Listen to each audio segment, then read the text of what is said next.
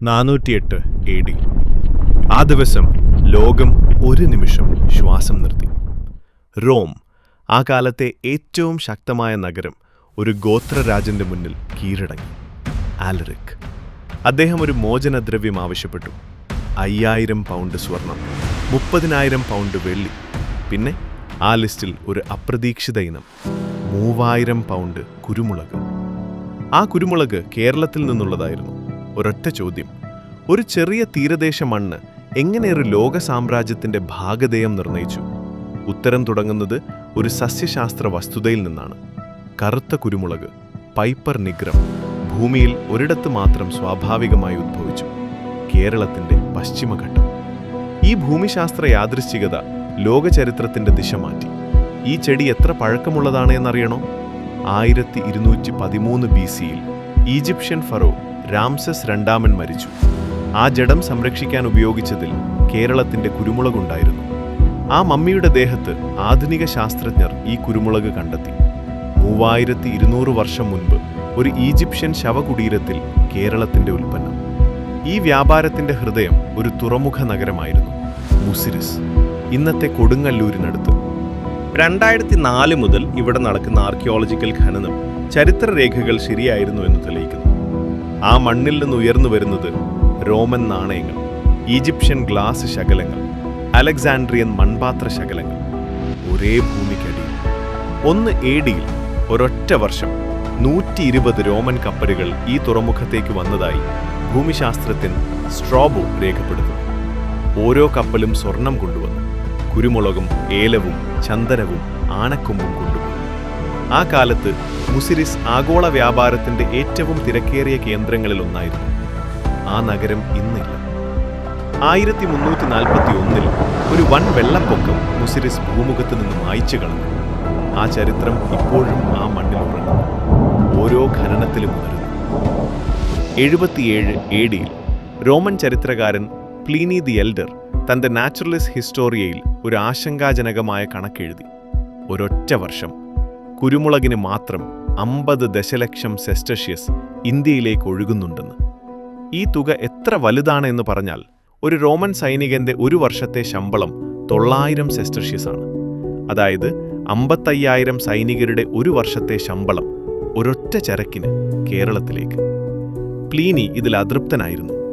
കുരുമുളകിന് ആകർഷകമായ നിറമില്ല, മധുരമില്ല, എന്നിട്ടും ഇതിനു വേണ്ടി ഞങ്ങൾ ഇന്ത്യ വരെ പോകുന്നു. ഒരു ചരക്ക്, ഒരു സ്ഥലം. ഈ വ്യാപാരം ഇത്ര കൂടുതലാകാൻ കാരണം ഒരു കാലാവസ്ഥ ഘടകമായിരുന്നു: മൺസൂൺ കാറ്റ്. ജൂൺ മുതൽ സെപ്റ്റംബർ വരെ ഈ കാറ്റ് ഉപയോഗിച്ചാൽ ചെങ്കടലിൽ നിന്ന് 40 ദിവസം കൊണ്ട് കേരളമെത്താം. ഈ ഭൂമിശാസ്ത്ര നേട്ടം നൂറ്റാണ്ടുകളോളം അറബ് വ്യാപാരികൾ ഒരു രഹസ്യമായി സൂക്ഷിച്ചു. ഒടുവിൽ ഒരു ഗ്രീക്ക് നാവികൻ ഹിപ്പാലസ് ആ രഹസ്യം കണ്ടെത്തി. ആ നിമിഷം മുതൽ റോമൻ കപ്പലോട്ടം ഗണ്യമായി കൂടി. ഈ വ്യാപാരത്തിന്റെ ഏറ്റവും ശക്തമായ തെളിവ് ഒരൊറ്റ രേഖ: ഈജിപ്തിൽ കണ്ടെത്തിയ മുസിരിസ് പാപ്പിറസ്. ഇത് ഒരു റോമൻ കപ്പലിന്റെ ഹെർമാപോളൻ ചരക്ക് ലിസ്റ്റാണ്.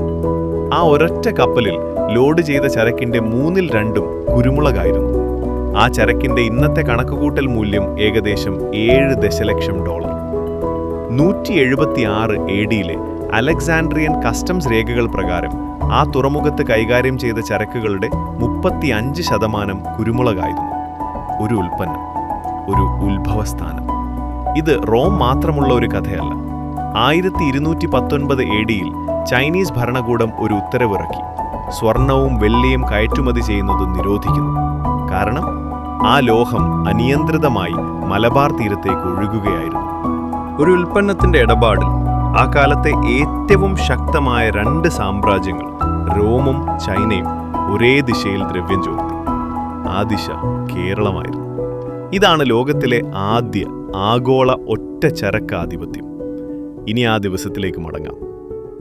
408 AD, ആലറിക്കിന്റെ ഉപരോധം. 500 വർഷം കേരളത്തിന്റെ കുരുമുളകിന് സ്വർണം കൊടുത്ത് ദുർബലമായൊരു ഭണ്ഡാരം. ആ ദൗർബല്യം ആ ഉപരോധത്തിൽ പ്രതിഫലിക്കുകയായിരുന്നു. ഒരൊറ്റ ഗോത്രരാജൻ ലോകത്തിലെ ഏറ്റവും മഹത്തായ നഗരം ഉപരോധിക്കുകയും ആ നഗരം കൊടുക്കേണ്ടി വരികയും ചെയ്തു. സ്വർണത്തോടൊപ്പം കേരളത്തിന്റെ കുരുമുളക്. കേരളം ഒരൊറ്റ യുദ്ധം ചെയ്തിരുന്നില്ല. ഒരൊറ്റ കൊട്ടാരമുണ്ടായിരുന്നില്ല, ഒരൊറ്റ സൈന്യമില്ലായിരുന്നു, ഒരൊറ്റ ചെടി ആ ജോലി ചെയ്തു. 476 AD പടിഞ്ഞാറൻ റോമൻ സാമ്രാജ്യം തകർന്നു. ആ തകർച്ചയ്ക്ക് ഒരൊറ്റ കാരണമില്ല. ചരിത്രകാരന്മാർ ഇന്നും ആ ചർച്ച തുടരുകയാണ്. പക്ഷേ ഒരു ഘടകം തർക്കമില്ലാത്തതാണ്. 500 വർഷം ഒരൊറ്റ ദിശയിൽ ഒഴുകിയ ആ സ്വർണം ആ ഭണ്ഡാരം ശൂന്യമാക്കി. കേരളം വ്യാപാരം തുടർന്നു. അടുത്ത ഉപഭോക്താക്കൾ വന്നു. അറബ് വ്യാപാരികൾ, ബൈസന്റൈൻ, ചൈന. ആ ഓരോ ഭരണകൂടവും കേരളത്തിന്റെ ഉൽപ്പന്നത്തിന് സ്വർണം നൽകി. ഒടുവിൽ 1498 വാസ്കോ ദ ഗാമ കോഴിക്കോട്. ആ ആഗമനം ഈ കഥയുടെ ഒടുക്കത്തിന്റെ തുടക്കമായിരുന്നു. ആ ഒടുക്കത്തിന്റെ കഥ മറ്റൊരു വീഡിയോ. കേരളത്തിൽ കുരുമുളക് ഒരു സാധാരണ ഇനമാണ്. ഒരു ചെറിയ ഭരണിയിൽ, അടുക്കളയിൽ. പക്ഷേ ഒരു നിമിഷം ആ ഒരൊറ്റ മണിയെ നോക്കൂ. ആ ഒരൊറ്റ മണി ഒരു ഫറോ രാജന്റെ ജഡം സംരക്ഷിച്ചു. ഒരു റോമൻ ചക്രവർത്തിയുടെ വിരുന്നിൽ ഇടം നേടി. ഒരു ഗോത്രരാജൻ ഒരു നഗരം ഉപരോധിക്കുകയും ആ നഗരം ഈ മണിക്ക് കൂടി കൊടുക്കുകയും ചെയ്തു. ഒരു ചൈനീസ് ചക്രവർത്തിക്ക് ഒരു ഉത്തരവിറക്കേണ്ടി വന്നത് ഈ ഒരൊറ്റ ചരക്ക് കൊണ്ടായിരുന്നു. 2000 വർഷം ഈ ഒരൊറ്റ മണി ലോക ചരിത്രം നിർണയിച്ചു. ആ ഒരൊറ്റ മണി കേരളത്തിൽ നിന്നുള്ളതാണ്. ഈ മണ്ണ് ഒരു കാലത്ത് ലോകം ഭരിച്ചു. ഒരൊറ്റ ആയുധം കൊണ്ട്, ഒരൊറ്റ ചെടിയുടെ ഫലം കൊണ്ട്, ഒരൊറ്റ തീരം കൊണ്ട്.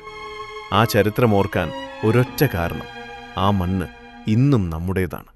Real Kerala stories. കേരളത്തിന്റെ ഓർമ്മകൾ നമ്മൾ സൂക്ഷിക്കും. ഈ കഥകൾ നിങ്ങൾക്ക് ഇഷ്ടമായെങ്കിൽ ചാനൽ സബ്സ്ക്രൈബ് ചെയ്യൂ, ബെൽ ഐക്കോൺ അമർത്തൂ.